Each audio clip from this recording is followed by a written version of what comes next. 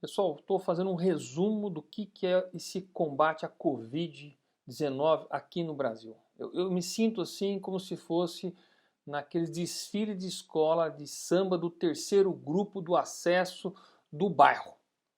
É carro alegórico quebrando, é falta de ritmo, é o bloco todo desmontado, parece que vai entrar, mas não entra.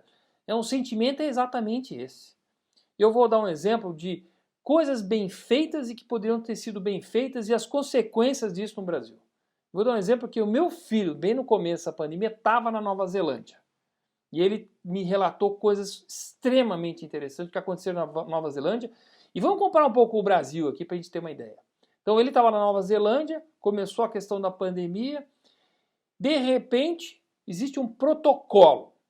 Todo mundo tem que ficar dentro do seu apartamento, da sua casa, o mínimo para a rua. Primeira coisa que aconteceu lá é a população da Nova Zelândia confia no seu governo.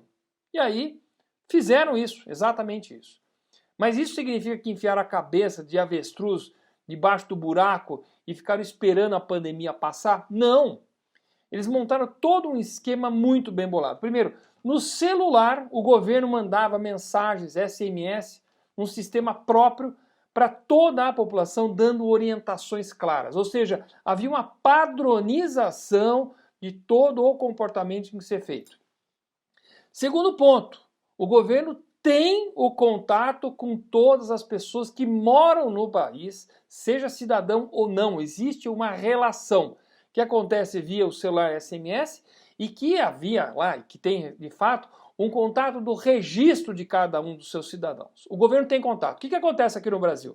Primeiro, eu não recebi nada de governo nenhum. O governo brasileiro não consegue, dentro de todas essas concessões que são feitas para as telefonias, poder contratar um serviço para que possa comunicar de forma padronizada. Já não temos isso. O segundo que nós vimos agora recentemente é a total desconexão do cidadão brasileiro com o governo brasileiro.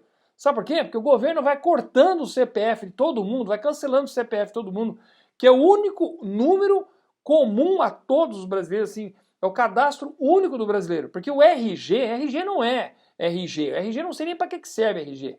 Eu tinha funcionário meu que vinha lá do Piauí, do Maranhão, o cara vinha com 3, 4 RGs diferentes.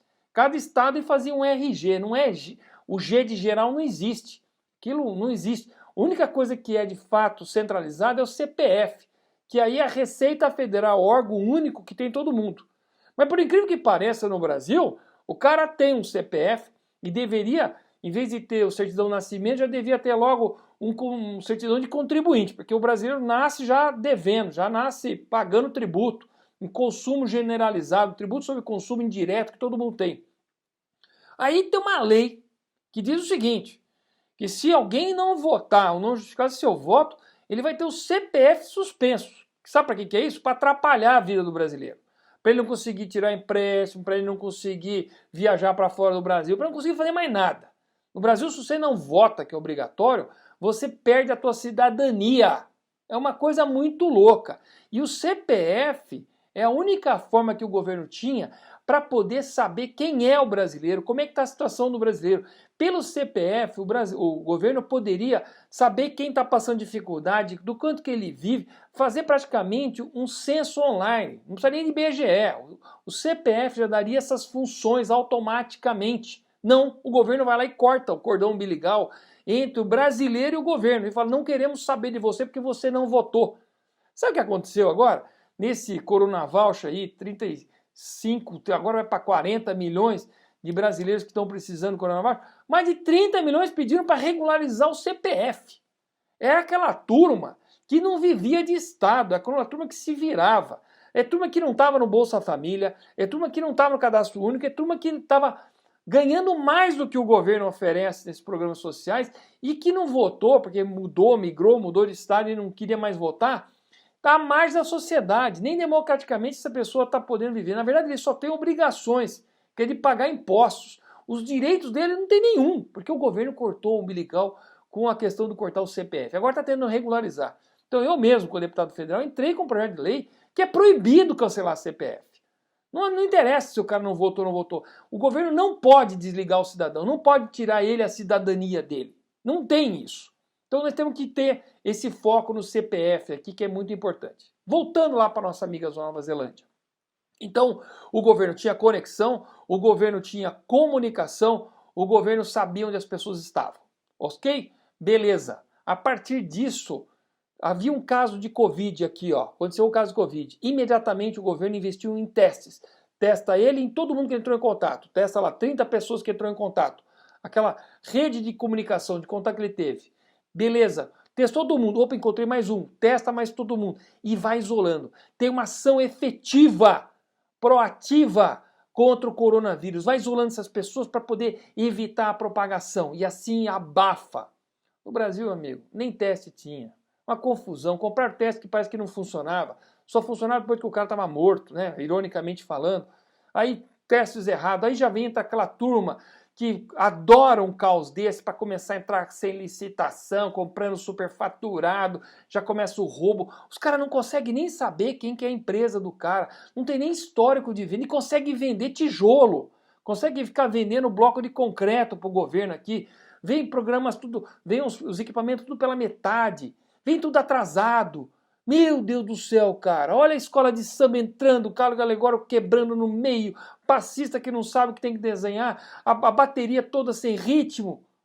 Como é que a gente consegue fazer um trem desse, gente?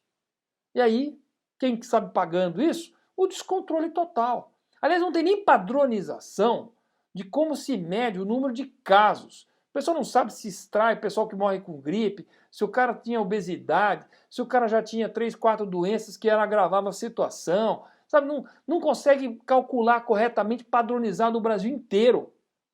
E são esses o preço que a gente paga. Aí já vamos ver, vamos emendar mais um preço que a gente está pagando agora? Saneamento básico. O caso de Manaus é gritante. Fiquei sabendo agora que eu fiz uma entrevista com um cara lá, 12% da capital de Manaus, que é capital de estado, estado extremamente importante, apenas 12% tem saneamento básico. Meu amigo, como é que você fica com 88% da população jogando esgoto no rio? Ah, porque ela tem bastante água, lá bastante irrigado. Dá nisso, volta tudo contra a população. Não tem água potável, nem precisa, é só lavar a mão no rio. Dá nisso. Contaminando, contaminando. Essa questão do Covid é uma questão de higiene, é uma questão de sanitização, de limpeza, de comportamento. É por isso que países desenvolvidos estão controlando isso muito bem.